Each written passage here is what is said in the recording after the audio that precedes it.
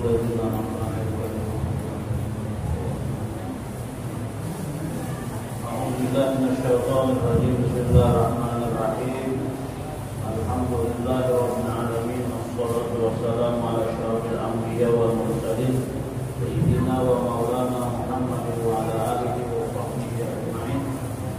سبحانك لا علم لنا إلا ما علمتنا إنك أنت العليم الحكيم وتب علينا إنك أنت التواب الرحيم. لا حول ولا قوة إلا بالله العلي العظيم. Bapak-bapak, ibu-ibu yang dimuliakan Allah, puji syukur kehadiran Allah Subhanahu wa taala. Alhamdulillah kita semua masih diberi kesempatan, kesehatan, nikmat umur yang panjang, dikuatkan dalam tubuh kita, kesehatan jasmani dan rohani kita, sehingga dengan izin dan pertolongan dari Allah Subhanahu wa taala di saat ini kita berada di tempat yang dimuliakan Allah, Baitul Miqdis, rumah daripada rumah-rumahnya Allah. Kemudian kita mengerjakan ibadah dekatan kepada Allah. Mudah-mudahan kita semua dimuliakan oleh Allah Subhanahu wa taala. Amin ya rabbal alamin. Shalawat dan salam dalam pengertian doa senantiasa kita sanjungkan buat junjungan kita baginda Nabi Muhammad sallallahu alaihi wasallam. Mudah-mudahan kita semua akan mendapatkan syafaat dari beliau di dunia dan di akhirat. Amin ya rabbal alamin. Bismillahirrahmanirrahim. Qala al-mu'allif rahimahullah nafa'ana bi ulumihi wa ulumi masyayikhina fi darain amin. Al-babur rabi' asyara fi fadilatil fariidah. Bab yang ke-14 tentang kelebihan daripada salat yang diwajibkan.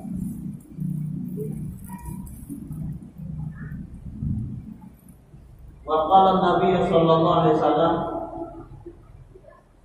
buniyal Islamu ala khamsin syahadati an la ilaha illallah wa anna Muhammadar Rasulullah wa iqamis shalah wa ita'iz zakah wa hajjil baiti wa shaumi Ramadan. Nabi Muhammad SAW bersabda,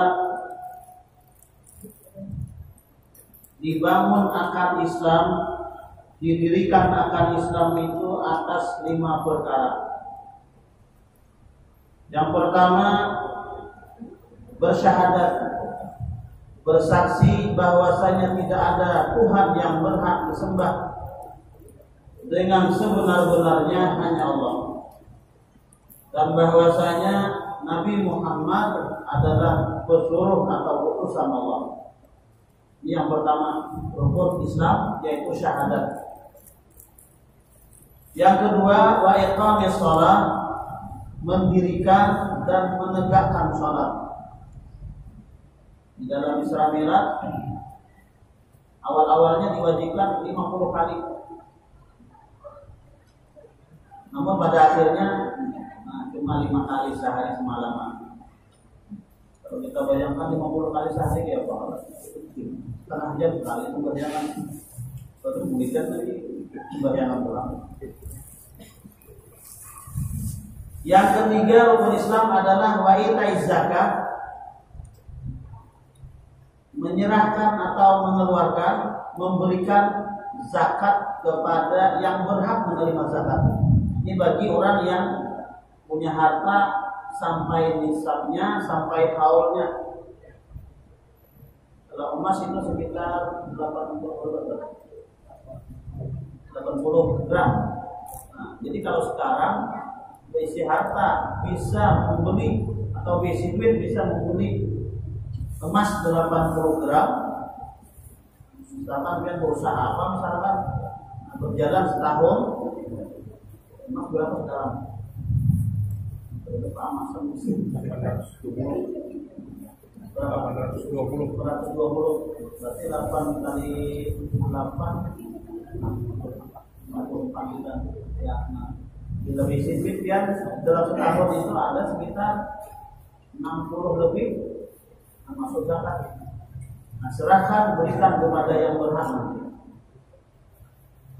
Bagi yang kada sampai nisab, kada sampai haul, banyak sedekah saja. Banyak sedekah. Jangan sakit hati biar jadi sempat kada pernah berusaha kerja kada apa-apa. Banyakin sedekah aja. Wa hajjil baiti, melaksanakan ibadah haji. Dalam Quran, man istata'a ilaihi sabila, bagi yang mampu dalam ongkosnya, mampu dalam perjalanannya. Kalau sekarang mungkin mampu duitnya tapi izin untuk berangkat ke sana kan boleh. Termasuk Indonesia ada boleh. Berarti kita ada punya kewajiban.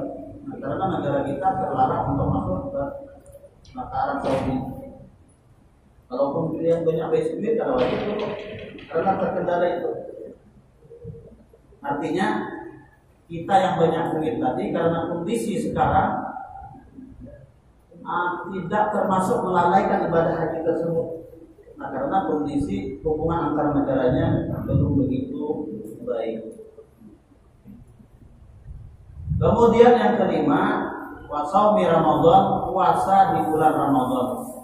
Ini satu redaksi. Rukun Islam yang kelima adalah puasa Ramadan. Redaksi yang lain bahwasanya yang kelima itu adalah haji tadi. Jadi ada dua redaksi yang hadisnya. Jadi yang satu hadisnya itu yang puasa kemudian baru haji. Kalau redaksi hadis ini adalah haji dulu baru puasa. Jumlahnya sama pada 5. Ini yang di dalam pelajaran kita sejak kecil disebut rukun Islam. Orang yang mengaku Islam, yang pertama harus ada syahadat. Yang kedua, senantiasa mendirikan sholat. Ketika sudah akhir balik, wajib sholat. Bahkan sebelum balik, sudah orang tua sebagai orang tua punya kewajiban melatih mendidik anaknya supaya terbiasa mengerjakan sholat.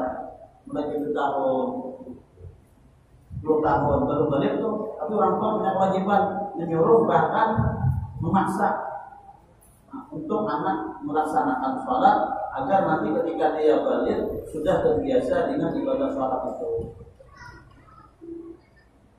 Jangan sampai nanti sudah balik ngalih benar disuruh sembahyang aja. Nah, memang ada pernah menyuruh juga, jadi kan terbiasa.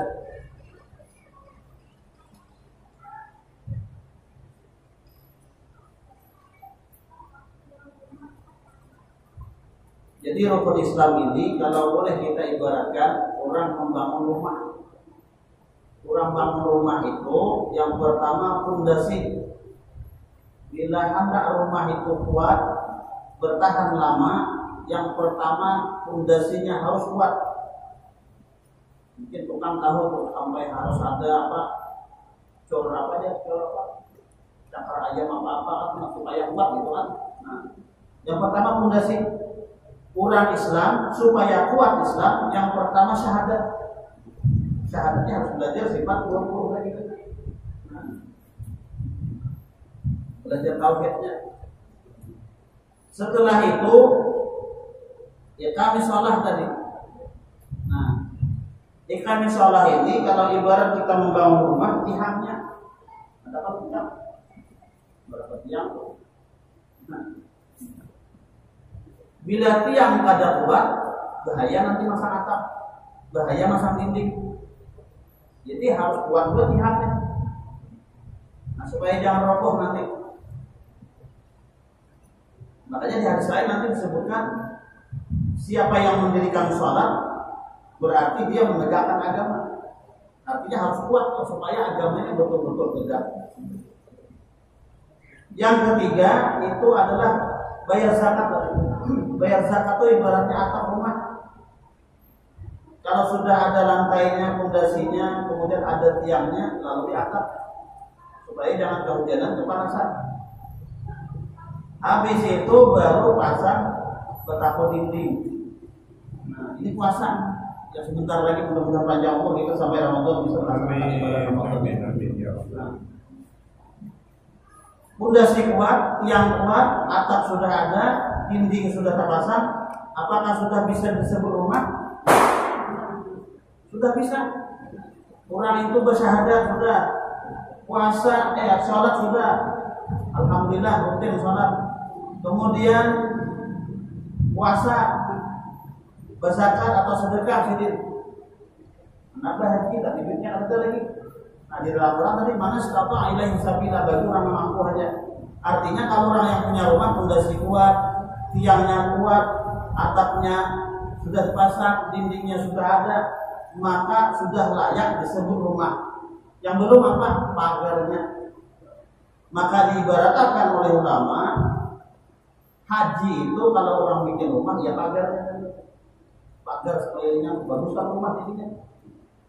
Amun orang itu bersyahadat, sembahyang kada, puasa kada, bayar zakat kada, tiba-tiba berhaji. Sama rumah pondasinya aja ada, tinggal ada pagar boleh. Mungkinnya benar. Bisa lah dipadakan rumah tuh. Kurang tuh baik tanah misalkan 20 kali 20, tinggal pondasi. Bapak tadi bocor macam-macam, nah, diurang nggak bahasanya. Lalu di pagar sini, apakah tanah yang 20 kali 20 tadi bisa disebut rumah? Atau bisa? Nah kayak itu juga orang Islam sembahyang ada pernah, puasa ada pernah, berzakat ada pernah, berarti boleh haji aja.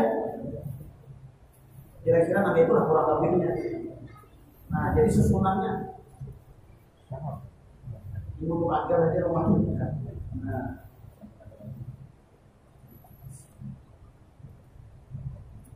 Lalu kalau sudah lengkap, sampai ke pagar, sampai naik haji sudah layak kan disebut rumah, sudah layak, sudah bagus kan rumah itu, baru bagus lagi. Bercat belum, di dalamnya masih kosong, belum ada perabot-perabotnya, belum ada lagi. Nah lalu perabotnya itu apa? Nah orang Islam itu baca Quran, itu perabot dalam rumah nanti. Bila banyak baca Quran, banyak bisa perabot. Menolongi orang, senyum melawan orang, membahagiakan orang, itu perabot rumah tangga. Dalam rumah ini banyak perabotnya, bagus rumah ini. Biar yang kecil, tapi di dalamnya banyak perabotnya. Kira-kira yang datang bertampung di situ, sedih banget sih ini aja. Kenapa? Di dalamnya penuh, di lemari macam-macam. Panci macam-macam apa tuh biasanya ibu-ibu tahu macam-macam perabot rumah tangga. Dibanding orang di kampung ada sekali perabotnya cuma ada kopi kurung nanti bergantung lawan panci putus kita pakai lagi miskin orang tuh. Nah kayak itu orang Islam tidak akan tapi senang ke masjid ada rajin mengaji lawan orang Cina tidak bahasa belajar rambut-rambut ya. Rumah tadi kata orangnya sembahyang aja, Nah kayak rumah ada punya perabot dan di dalam ada bagus. Nah itu yang hendaknya kita benahi. Jadi orang Islam itu yang kafah, itu yang kita usahakan supaya jadi orang Islam itu betul-betul sempurna. Bukan hanya bermodal syahadat, tapi rukun Islam bisa kita laksanakan. Kemudian ditambah perabot-perabotnya yang ada di dalam, ada kipas anginnya, bagus banget. Ada motornya, ada kendaraannya. Bisa muncul suki sama orang itu orang Islam kurang lebihnya itulah perbandingannya. Kemudian waqala sallallahu alaihi wasallam sallu khamsakum wa zakku amwalakum wa sumu syahrakum wa hajju baita rabbikum tadkhulul jannata rabbikum bi ghairi hisab. Baginda Rasulullah SAW bersabda, salatlah kalian 5 kali. 5 apa? Jangan dilabihi. Bid'ah apa? Bid'ah haram. Saking senangnya sembahyang, pokoknya tambah 1 aja. Subuh ke zuhur ke kepanjangan, kejauhan, tambahi jam 10-an sembahyang. Jangan menambahi, Anda sudah dituakan sembahyang Tuhan. Salatlah kalian 5 kali, kemudian keluarkanlah zakat-zakat kalian. Dan puasalah kalian pada bulan kalian, syahrakum bulan kalian yaitu bulan Ramadan. Kemudian berhajilah kalian baik rabbikum ke Baitullah. Nah, kalau 5 ini bisa dikerjakan dari salat, zakat, puasa sampai berhaji, tadkhulul jannata rabbikum bighairi hisab. Kalian akan masuk surga daripada Tuhan kalian tanpa hisab.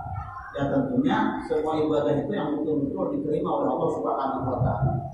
Kalau istilah bahasanya itu, kalau hajinya haji mabrur, Sholat yang diterima oleh Allah Subhanahu wa taala, zakat yang diterima, puasa yang diterima oleh Allah Subhanahu wa taala, maka akan masuk surga bila hisab.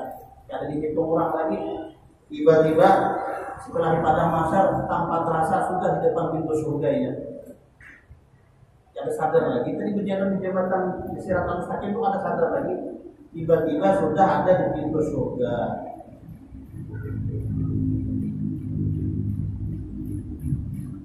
Ada satu hadis baginda Rasulullah menjelaskan orang yang betul-betul memelihara salat, tak ada pernah meninggalkan, kayak apa aja sibuknya, baik dalam keadaan berada di kampungnya ataupun dalam keadaan musafir, tak ada pernah meninggalkan salat seumur hidupnya, mulai balik sampai mati, tak ada pernah meninggalkan yang namanya salat. Ujar baginda Rasulullah, orang tersebut akan diberi 5 kemuliaan. Yang pertama, yurfa'u anhu dekal manisha, dekal aish. Yang pertama, kesulitan hidupnya diangkat oleh Allah Ta'ala. Kalau betul orang itu sholatnya, tak ada pernah susah hidup, yakinnya. Walaupun orang melihat susah, masih sedikit miskin, tapi orangnya hari sembahyang, tak ada pernah ketinggalan sembahyang. Orang melihat miskin, tapi hati miskin sama hati miskin. Kenapa bisa demikian? Karena orang tersebut berkomunikasi minimal 5 kali sehari. Tidak usah jalan Allah Ta'ala, kita di dunia nih sehari menelpon guru kita 5 kali. Kira-kira yang mana hati itu? Guru yang membimbing jasmani dan rohani kita sehari 5 kali menelpon guru ini ya guru ini 5 kali sehari kira-kira menelpon, insya Allah orang bahagia. Apalagi ini 5 kali sembahyang sehari menghubungi Allah Ta'ala. Itu wajib-wajibnya dulu, baru sunat-sunatnya wajib-wajibnya aja. Jadi kadang-kadang ada itu diangkat oleh Allah Ta'ala kesulitan hidupnya, kadang bakalan sulit hidupnya, asal yakin aja. Nilainya masih sulit, berarti sembahyangnya ada beres. Makanya belajar fikih, malam Rabu mau belajar fikih, jangan dianggap enteng. Belajar membaharin juga ini ya. Apa istinja apa? Memang itu sudah belajar Rasulullah istinja ya kayak itu. Jangan dianggap remeh.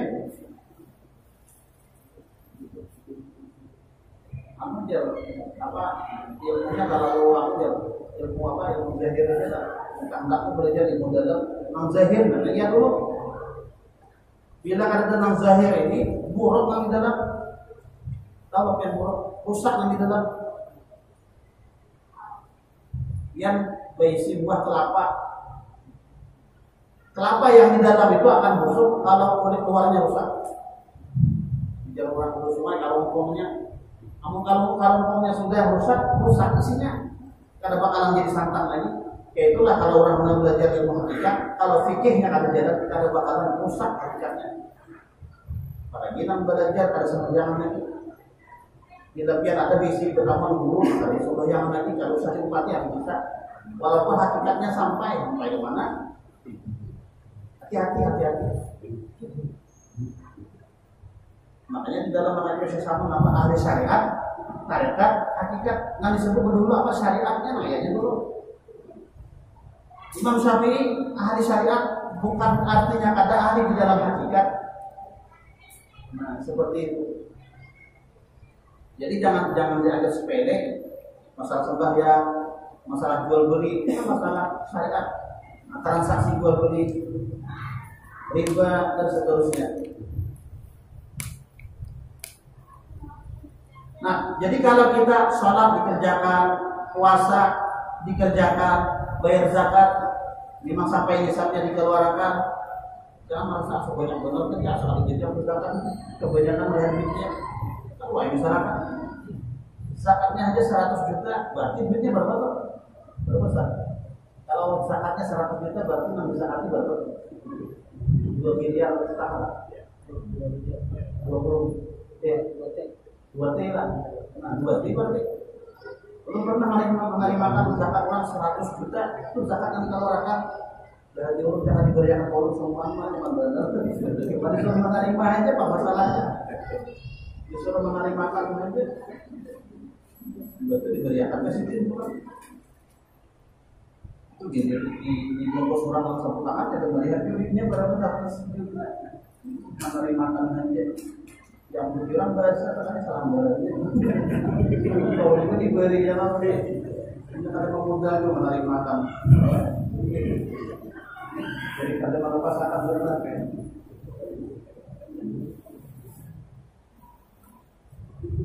Jadi orang yang menjaga salat, yang pertama kada bakalan sulit hidupnya. Yang kedua dilepaskan dari azab kubur. Itu urusan mati kan. Pokoknya bila habis mati dikubur kada azab. Percaya yang tes jadinya. Kita kan tahu tes masing-masing kalau mau diakan. Cuma sejarah banyak mencatat orang-orang yang melalaikan salat memang diazab dalam kubur. Salah satunya yang dikisahkan, yang diceritakan di dalam kitab Irsyadul Ibad, saudaranya yang ketika mengubur saudaranya, kemudian dompetnya terjatuh ke dalam, kemudian ketika cerita dibongkar itu kubur saudaranya, ternyata api yang menyambar di dalam. Sayangnya dia termasuk ke dalam. Ditanya ibunya, apa saudari saya ini kerjaannya? Dan sanak ulun ini kenapa sampai dikubur menyala-nyala api? Oh ternyata namanya ini itu malah layakan sholat. Malah layakan. Kamu kira percaya itu kita ada ini mati kepada orang itu. Maka itu jangan mati tadi. Kita kan tahu ngaji kerja orang. Makanya beramal itu dasar kita. Jangan biar mengharap aku sudah mati dan aku banyak juga nama apa membacakan Quran, nama hauli macam-macam. Harus sabar itu. Makanya amal kita tuh. Aku dia termasuk jamaah masjid juga kalau aku mati kita banyak dia nama takdir. Kamu kan bertahlilan. Kalau ada ya apa? Baik kita nambah siap-siap amal banyak-banyak. Aku juga mati kita banyak jangan apa pesantren juga. Amal tak dulu kita mati, kita dulu anak matian. Siapa nama dia senang kita? Makanya kita menyiapkan sebanyak-banyaknya. Habis banyak-banyak beramal, jangan sampai mengerjakan sesuatu yang merusak amal tadi. Ini yang menjadi masalah. Kita sedekah, tapi di hati ada riya, habis pahalanya. Kita ke masjid, tapi ada rasa riya. Itu juga dosa ke masjid lagi nya. Aku gimana? Nah ke masjid aja riya kan berpahala, apalagi ke masjid. Apa yang diharap?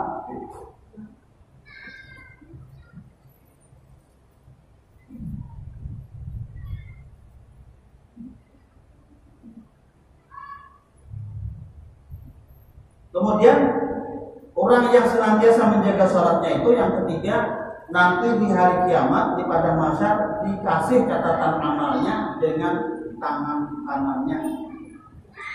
Jadi nama menyambut tangan kanannya kan nama menyambut. Tidak ada dipaksakan, pokoknya aku kayaknya menyambutnya tangan kanan. Kita apa kadang tuh amal di dunia. Bila banyak amal kejahatan, dia memaksakan tangan kanan, kata menyambut tangan kiri ya. Kalau dipaksakan.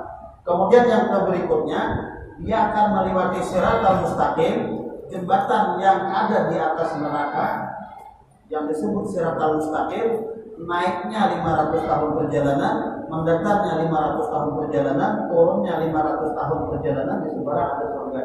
Di situ nanti dia melewati kalbarti seperti kilat ya. Nah kayak kilat tiba-tiba sudah di seberang.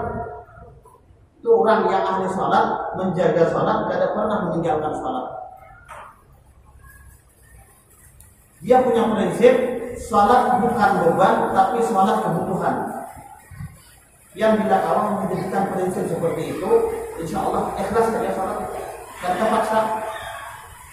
Jasmani kita sehat karena kita makan, rohani kita akan sehat kalau diberi makan. Salah satu makanan jasmani kita adalah sholat, berhubungan, berkomunikasi dengan Allah Taala. Sehat jasmani atau rohani kita. Makanya dalam Quran disebutkan lima sholat takkan hal-hal syawal. Itu salah satu nanti hasil daripada orang yang betul-betul menjaga sholatnya.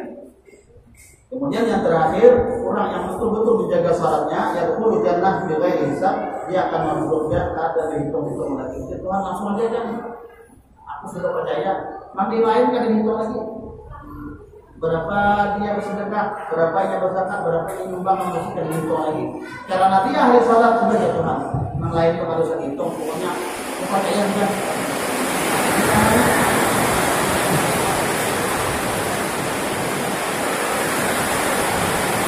Kemudian waqala sallallahu alaihi wasallam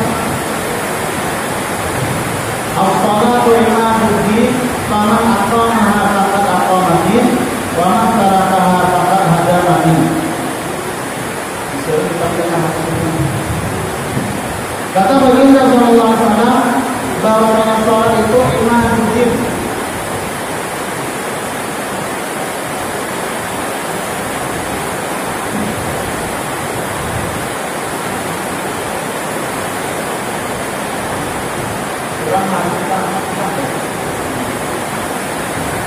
Salat itu tiang agama. Imam Nawawi menyebutkan asrul asal. Asrul itu yang terlalu supaya Islam bisa tegak, terlebih khusus untuk dia sendiri. Salat ayatnya. Bila orang itu betul salatnya, betul dan hari akan bersama. Bila orang itu ada lagi sembahyang, orang melihatnya jadi bingung, maka ada lagi dia. Kenapa jadi orang bingung? Ada pernah orang melihat di masjid, ada pernah orang melihat di rupiah, sampai melihat bingung, Islam ada itu dia. Tapi kalau orang yang rajin sholat, cahaya wudhunya ada, cahaya sujudnya ada, ini akar sujudnya ada kan? Walaupun ada hitamnya dulu, kalau bersifat saya hitam bilang, biar dia orangnya hitam, biar orangnya hitam, tapi kalau rajin sholat rasa nyaman tidak.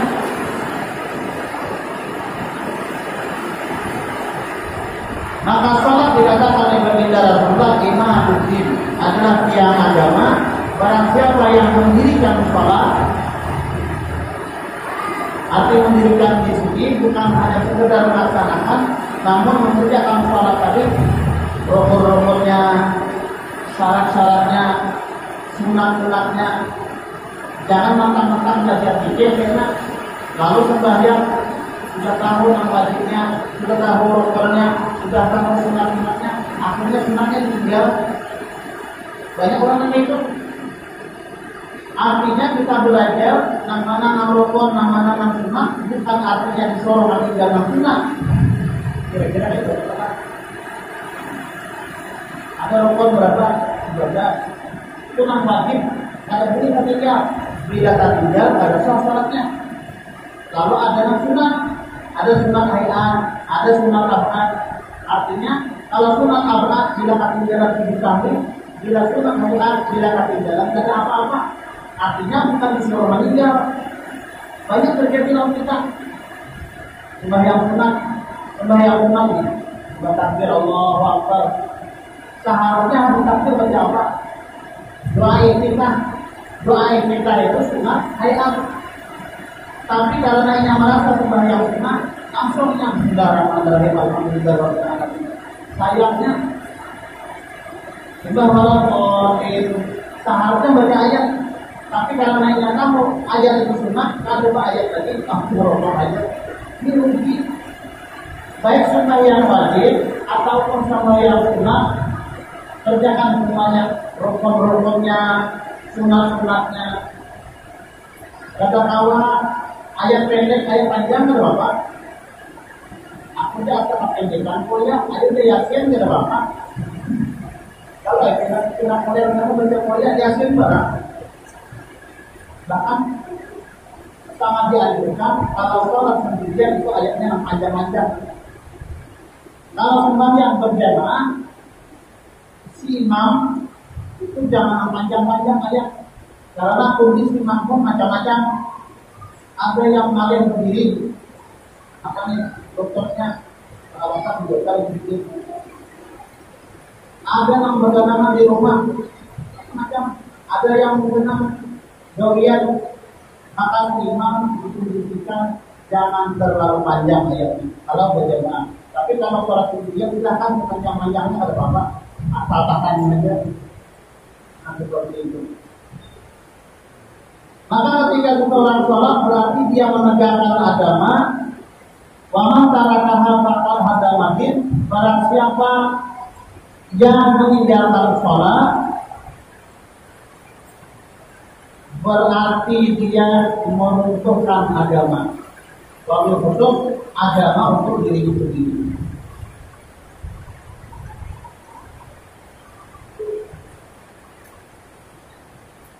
Wa qala sallallahu alaihi wasallam al-mar'atu idza shalat khamsaha wa zakat malaha wa shamat syahraha wa jabat baita rabbiha wa ata'at ba'daha wa hajjat baita rabbiha wa ata'at ba'daha wa afana farjaha tadkhulu jannata rabbiha min ayyi babin sya'at.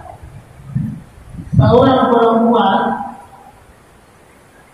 apabila sholat 5 waktu terjaga kecuali haid, kecuali nifas. Nah,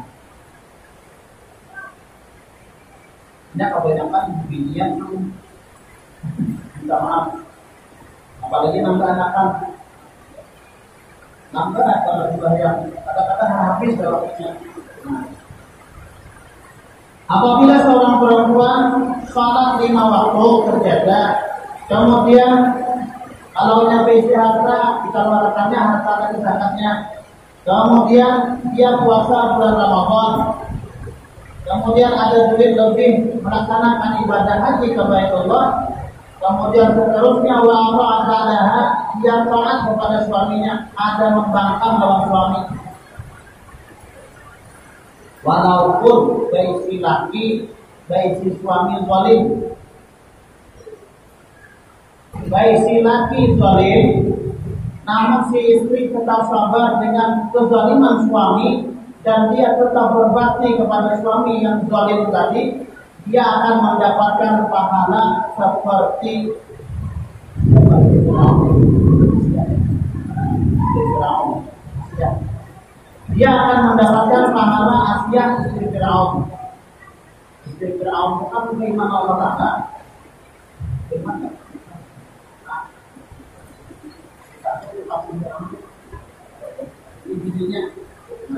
Sementara Firaunnya mengaku Tuhan, namun dia tetap setia dengan istri Firaun tadi. Kalau laki seorang suami baik si bini yang durhaka, namun tetap sayang mencintai bini yang durhaka tadi, sabar menghadapi kelakuan bini.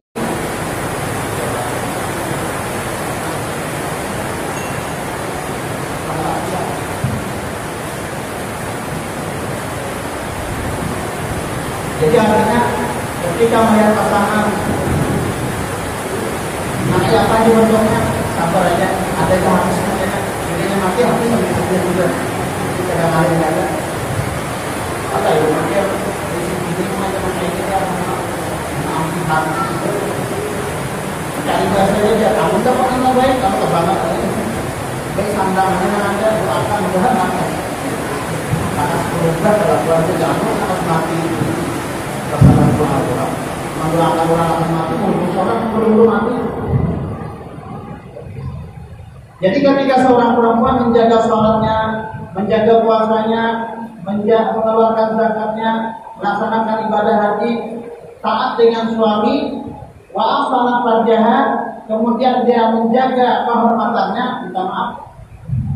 Ketika suami tidak ada di rumah karena mungkin merantau mencarikan nafkah, si istri di rumah tetap setia menunggu, walaupun bangkainya ada murid-murid, walaupun bangkai ada murid-murid, tetap setia memilih.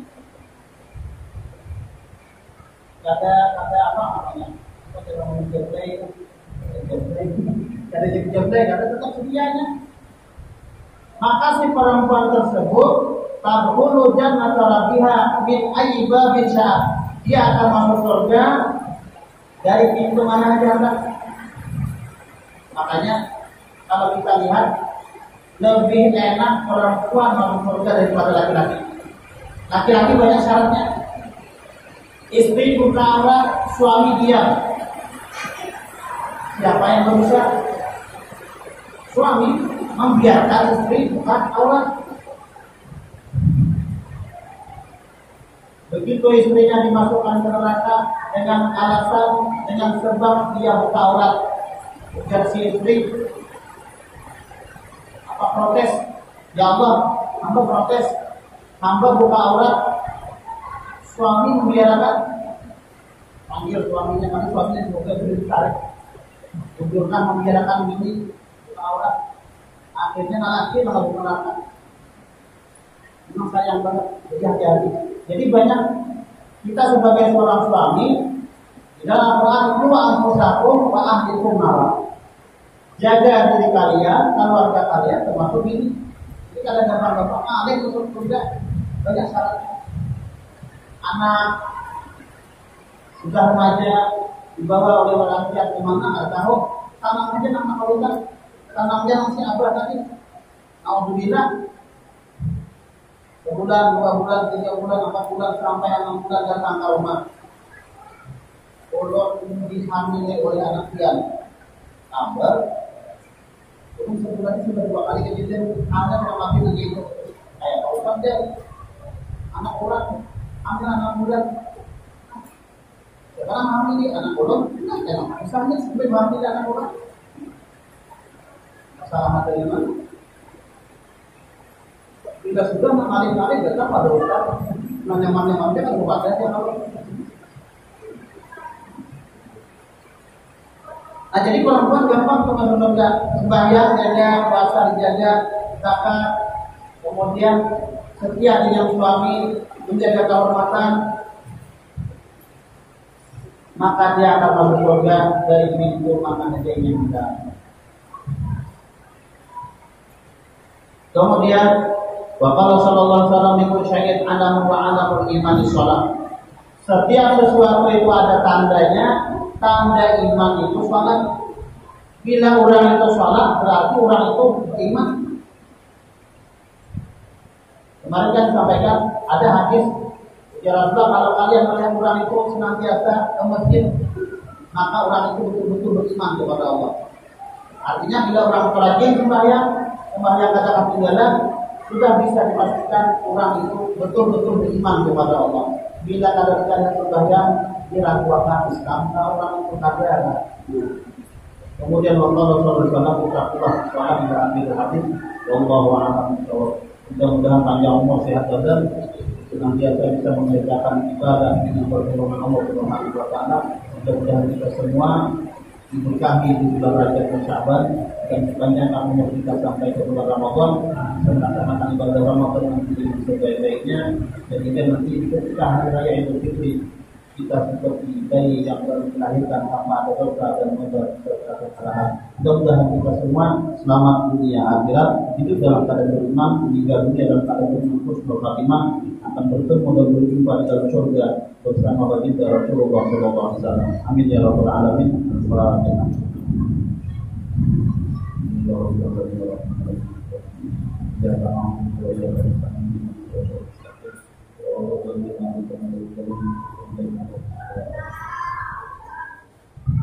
Allah ya rabbal alamin.